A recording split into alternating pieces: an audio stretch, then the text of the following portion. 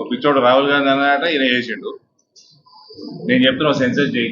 ఇప్పుడు లక్ష్మణ్ గారు మాట్లాడుతూ ముస్లింలకి రిజర్వేషన్లు రిలీజియస్ బేసిస్ మీద అంబేద్కర్ గారు పెట్టలేదు, చేయకూడదు అని తీసుకొచ్చి 90% ముస్లింలట బీసీలట.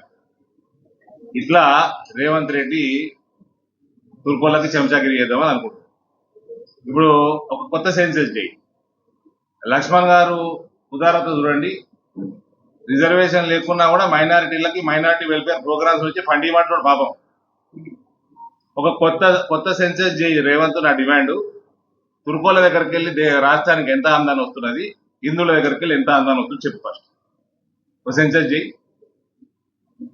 ఆందాన్ని తీసుకురాపో. కరెంటు బిల్లు వసూలు చేయలేదు దద్దపల్లి మీరు ఓల్డ్ సిటీ పోయి. నీ హైడ్రా మతం ఏందా? నీ హైడ్రా జేసీబీ మతం చెప్పు. పోయిందా అయ్యేలాంటి వరకు ఆడికి పోయిందా? ఓవైసీ ఖాళీలో కొడతాడు. హైడ్రా మతం చెప్పు, ఇంకోటి చేయి, సర్వే చేయి. తుర్కోలోకి వెళ్ళి రాష్ట్రానికి ఎంత ఆమ్దాని ఉన్నది, హిందువుల దగ్గరికి వెళ్ళి ఎంత ఆమ్దాని ఉన్నది చేయి.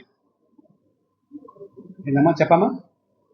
నీరు ఇస్తాను గది చెప్పక ఓకే కుల చిచ్చు పెడదామని చూస్తున్నాడు.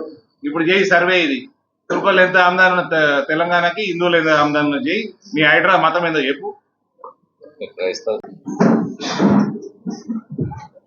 లక్ష్మణ్ గారు, నేను రాజకీయాలకు వస్తే చాలా మంది సర్ప్రైజ్ అయింది. ఇక డి శ్రీనివాస్ కొడుకు బీజేపీలో పోతున్నారు. నన్ను బీజేపీలో ఆహ్వానించి నాకు బీజేపీలో సునాయాసంగా నాకు ఎదుగుదలకి తోడ్పాటు పడ్డ మొట్టమొదటి వ్యక్తి లక్ష్మణ్.